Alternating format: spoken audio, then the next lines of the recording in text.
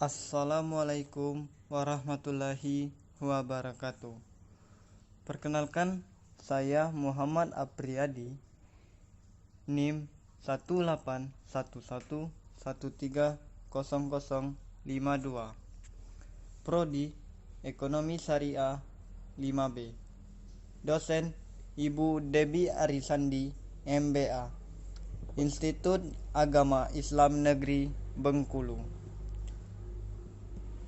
Baiklah, di sini saya akan membahas materi mengenai sistem informasi manajemen tentang definisi BI dan tingkat pembuatan keputusan.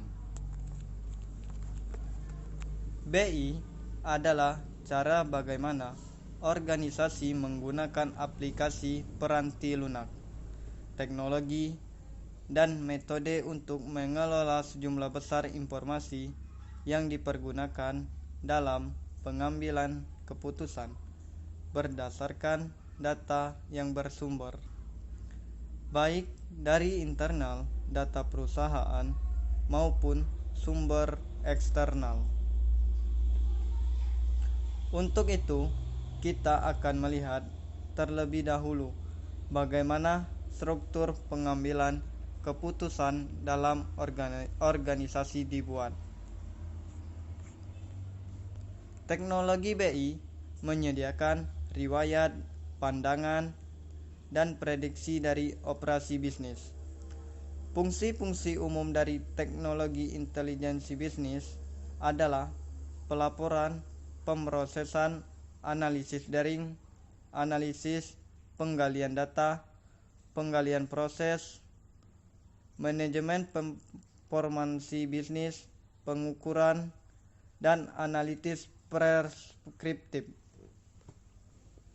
BI dapat digunakan untuk mendukung sejumlah besar keputusan bisnis, mulai dari operasi sampai strategis. Keputusan operasi termasuk penempatan dan harga produk. Keputusan strategis termasuk prioritas, tujuan, dan arah pada tingkat yang lebih luas. Pada semua kasus, BI lebih efektif bila digabungkan dengan data yang didapat dari pasar tempat perusahaan beroperasi. Dengan data dari sumber internal bisnis perusahaan seperti data operasi dan finansial atau data internal. Bila digabungkan, data eksternal dan internal bisa menyediakan gambaran yang lebih lengkap, yang efeknya menciptakan intelijensi yang tidak dapat diturunkan dari kumpulan data tunggal manapun. Berikutnya, karakteristik BI. Sistem BI yang baik mempunyai berbagai karakteristik. Di antaranya, 1. Tujuan utama. Tujuan utamanya ialah seluruh sistem komputer mempunyai tujuan utama bagi seluruh pengguna sesuai dengan kebutuhan pengguna masing-masing. Yang kedua, ketersediaan data yang relevan. Masalah ketersediaan data merupakan poin yang paling penting dalam sistem BI yang efektif. Dalam proses pembuatan keputusan, sering terjadi penyampaian informasi yang tidak lengkap atau bahkan yang tidak sebenarnya. Namun, dengan dukungan BI, ketersediaan data yang relevan dapat diatasi sehingga dapat menyuguhkan data-data yang relevan.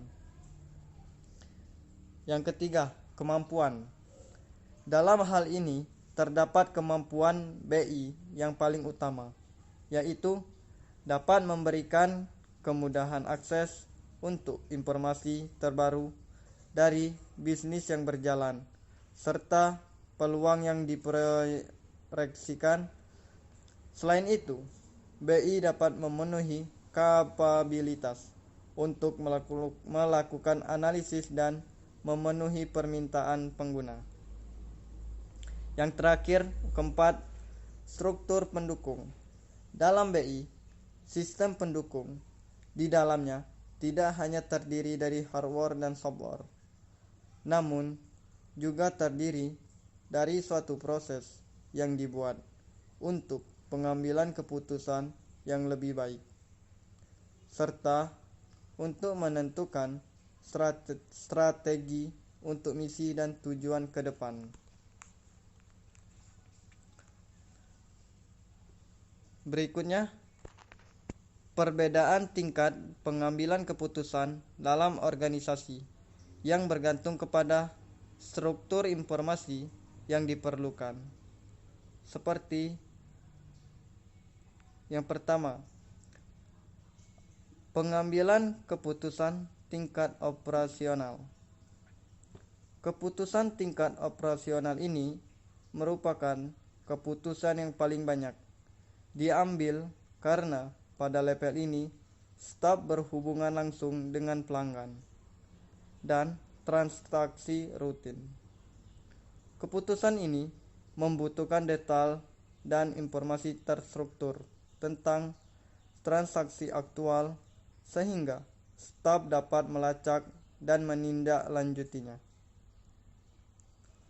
Keputusan yang dilakukan banyak yang harus mengikuti kebijakan dan prosedur yang sudah ditetapkan guna menghadapi situasi yang terjadi. Kesediaan data yang dapat akan sangat mempengaruhi efektivitas dan kinerja pengambilan keputusan di level operasional ini. Yang kedua, pengambilan keputusan tingkat taktikal. Pada tingkat taktikal, staf menggunakan BI untuk mendukung keputusan tingkat manajerial yang mempengaruhi sebuah unit bisnis atau departemennya. Keputusan ini membutuhkan lebih banyak akumulasi informasi untuk dirangkum dalam berbagai analisa guna memonitor keberhasilan dan rencana kerja berikutnya. Yang ketiga, pengambilan keputusan tingkat strategis.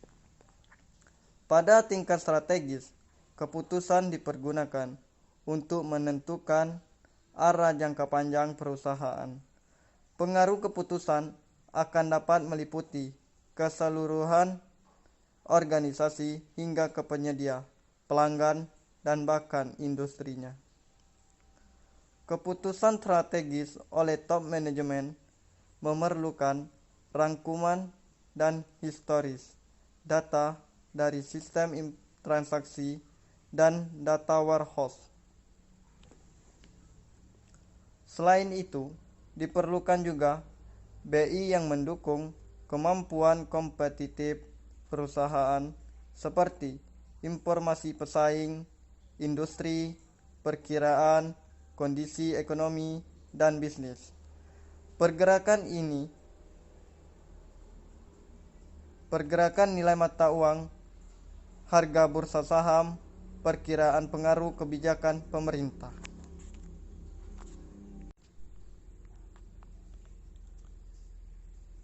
Beberapa hal kegunaan BI antara lain analisa dalam perilaku konsumen, pola pembelian, dan tren penjualan.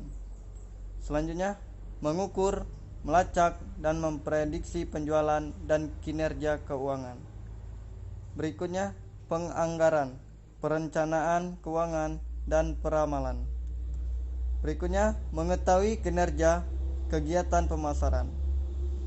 Selanjutnya, optimalisasi proses dan kinerja operasional. Berikutnya, meningkatkan efektivitas pengiriman dan pasokan. Berikut analisis CRM, Customer Relationship Management. Selanjutnya, analisa resiko, analisa nilai strategis, dan yang terakhir, analisa sosial media. Sekian Itulah materi mengenai definisi BI dan tingkat pembuatan keputusan yang dapat saya jelaskan. Kurang dan lebihnya saya mohon maaf.